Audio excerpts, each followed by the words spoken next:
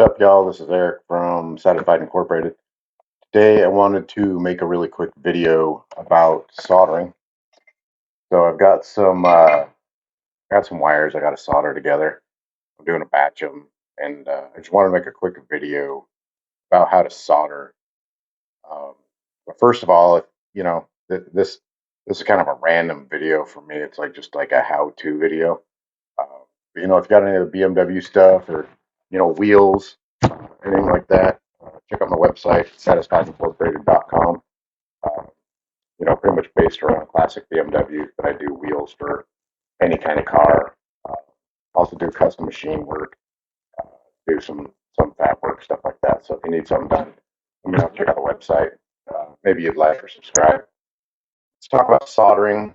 Now, if you want to come watch a video that is perfection soldering, everything's done exactly the right way, maybe skip to the next video. This isn't it. What this is how an idiot can solder very simply, because that's what I'm doing. I've been soldering a lot for like the last, I don't know, 12, 14 years. I had a business making remote control cars. And so, as you'd assume, there was a lot of electronic soldering in there. So I've never really done anything the right way, but I don't have any problems. I have clean joints. Everything holds together. And that's why I wanted to make this video, because when I first started soldering, I couldn't solder anything. And I hear this from a lot of people, and all I can think about is how I can help them. And it's very quick and very easy. So the very first thing you got to know here, and by the way, I'm not coming in here and I'm not trying to show people how to solder because I think it's like an elitist thing to do. The biggest reason you want to solder is because if you're running like crimp butt connectors and whatnot, they do have a semi decent failure rate. At least based off when I did like butt connectors, like stereos or whatever, or maybe a tail light or something on a car. I would have a pretty decent amount of failure rate, and maybe that's just because I suck at butt connectors and crimping. Very possible, but it's just like kind of a clumsier, less efficient way of connecting your wires. And it's not like sometimes people will talk about welding, MIG welding versus TIG welding. Like, to me, if the weld holds together, like, nobody cares. Uh, and that's not saying obviously there isn't a place for all types of welding. There is, but welding boils down to holding two pieces of metal together, and that's the end of the story. But that's also what soldering is going to do, is it connects two electrical connections together, and that's all I care about. So this isn't like an elitist, you should solder, you should not butt connect. It's let's do this a better, more efficient, cleaner way. So having said that, uh, I'm just going to lead off with the number one problem. And if you tried to solder and you swear that you can't solder, I'm probably going to guess this is where you're at. Is they have soldering irons. They kind of look like wood burning tools. I think they're made by Weeder, maybe. They're the orange ones, right? And they look like a kind of a bigger pencil. Orange ones, and then they also make a version that looks like a gun, and it has like the twirly like end to it that gets all hot and everything. If you're using one of those and you're having issues, it's because you're using one of those. Stop using one of those. This is the end of story. I can't tell you how many times I've tried to solder with one of those things, and it just does not work. They're impossible to use. They don't get hot enough. So this soldering iron that I have here, this thing's probably, I mean, it's got to be like 14, 15 years old. And I bought one of these, and this was like the shit in the day. It's the Heiko. This is a 936, but this thing was cool. I think it was probably like $100, which might have been a lot back in the day. But now they make knockoff ones, and I can't remember the name of where you get them from. It's like Hobby King, or it's not Hobby King. It's I don't know. It's like remote control stuff, but they sell these things. You could probably get them on AliExpress, maybe. they used to sell these things. They knocked them down to like $20, something ridiculous. So it comes with like the power source here, and then this is just the holder, and then you get the soldering iron. So, and then if your thing's put together, you'll have a knob right here. It's a temperature knob. Mine fell on the ground and it broke. That's how not accurate I am. So it broke off. It was probably almost 3/4 of the way hot is where I just kept it. Knob broke off. Works good. But if you get this set up, if you get this soldering iron, you're probably going to be successful soldering. It's that big of a deal. But also, you need to make sure. Let me see if I can get this. Yeah, it's got kind of a flat, bigger tip on there. You got to get one of these. If you get the ones that have like a small, tiny tip on it, that's more for like circuit boards and stuff. So you want one of these, the flatter tip, and they should have. I'm wiping on my pants. So it's going to have like a shiny, like a coated tip. You know, back in the day, people used to tin them, but these are like kind of basically tinned permanently now.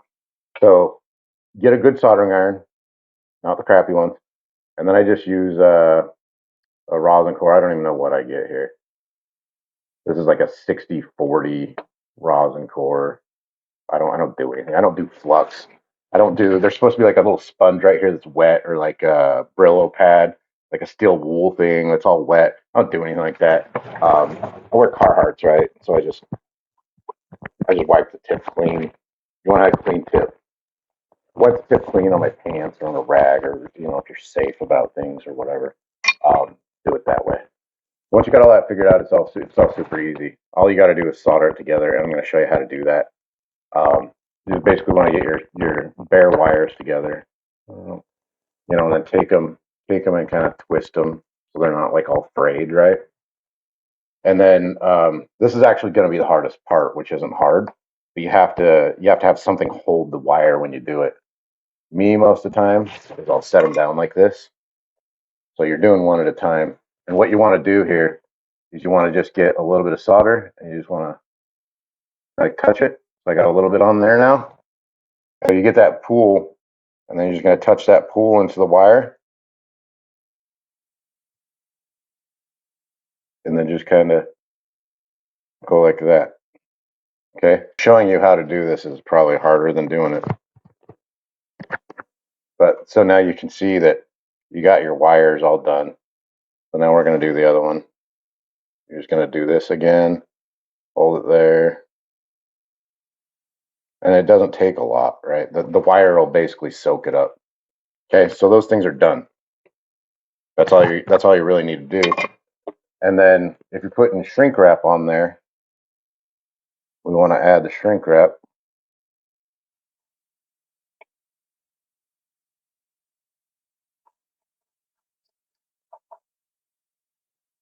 And then if we were going to say we were going to solder wire to wire, right? So we're soldering wire to wire. Now I would just take this, and you gotta come back here again, right? And you gotta get a little bit on there.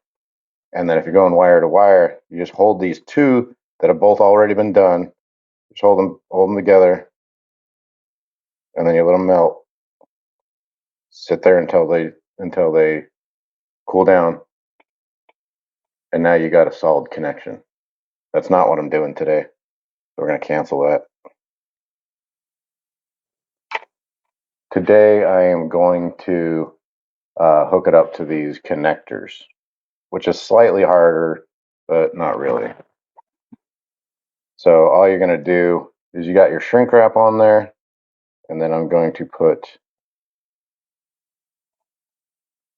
the connector on there.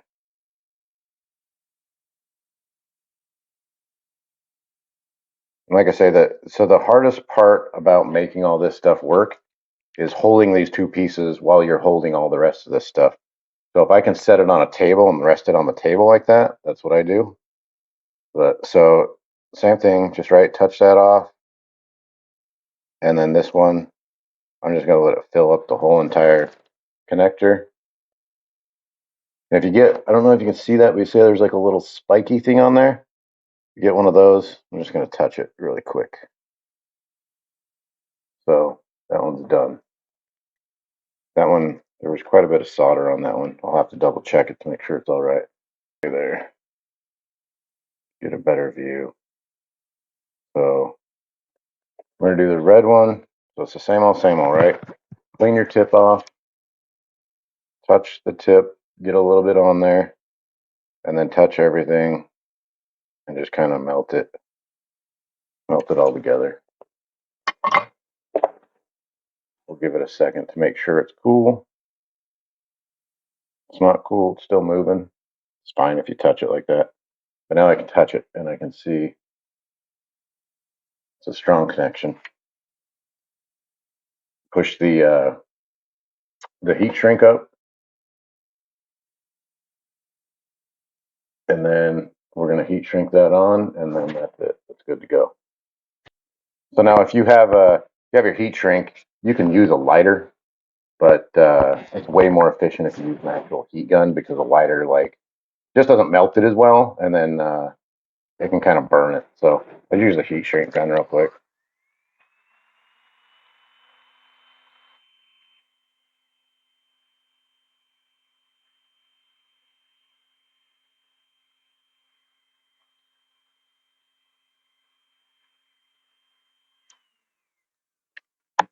So you can call it a heat shrink gun, but you can actually just call it a heat gun also.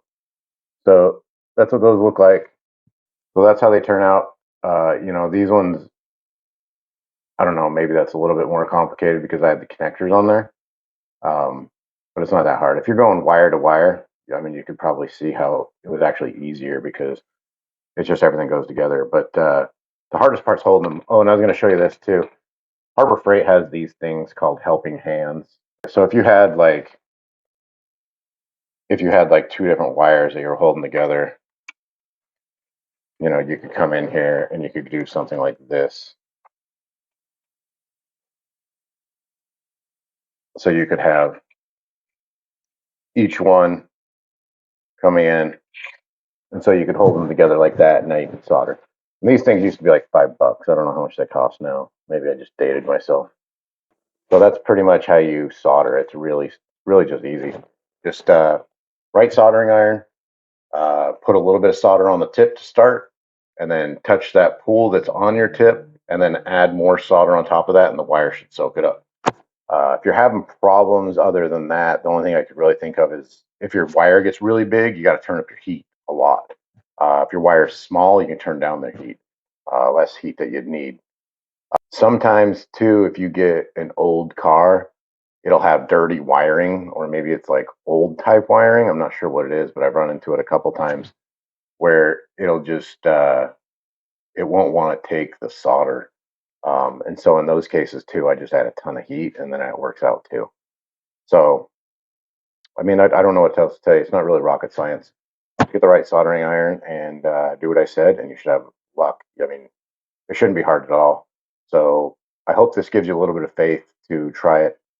And like I said, if you're using those orange crappy ones, you don't suck at soldering. The soldering iron sucks at soldering. So see what you can do with that. Anyway, thanks for watching and thanks for the support. And like I said, I hope to give back to you guys what you've all given me over the many years. See ya.